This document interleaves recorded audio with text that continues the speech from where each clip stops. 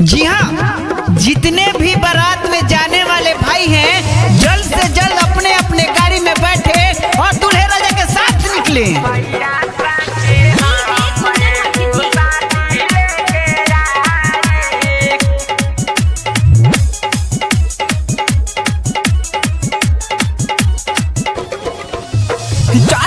भैया का बाराती हो माजाली हल जाई राती हो।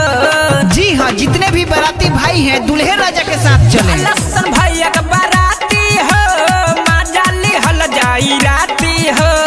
एगो दूगो बियर पी के रतिया बिताई। अब भैया संगे हम एगो साली लेके आई। अब भैया संगे हम एगो साली लेके आई। बारात में आए हुए जितने भी भाई हैं जो खाना नहीं खाए हैं जाके जल्द से जल्द खा लें।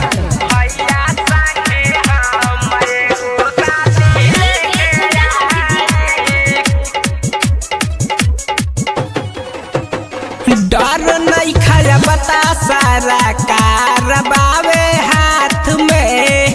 माल ना भेटाई ऐसन के हुओ के गाँव में। डर नहीं खाया बता सारा कारबावे साथ में। माल ना भेटाई ऐसन के हुओ के गाँव में। बाजा तावे डीजे चल कहमरिया हिलाई। भैया संगे हम एगो साली लेके आई।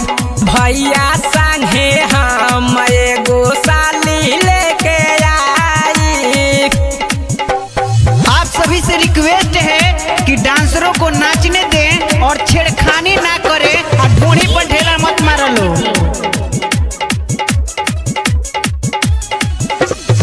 ध्यानवा लगावले बाटे हमारा तोहरा ऊपरी।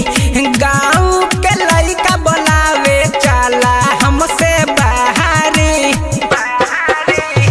ध्यानवा लगावले बाटे हमारा तोहरा ऊपरी। गाँव के लड़का बोलावे चला हमसे बाहरी। डारी डारी अनिल से कह के गोदी के बोलाई। अब भैया संगे हम एगो साली लेके आई। अब भैया संगे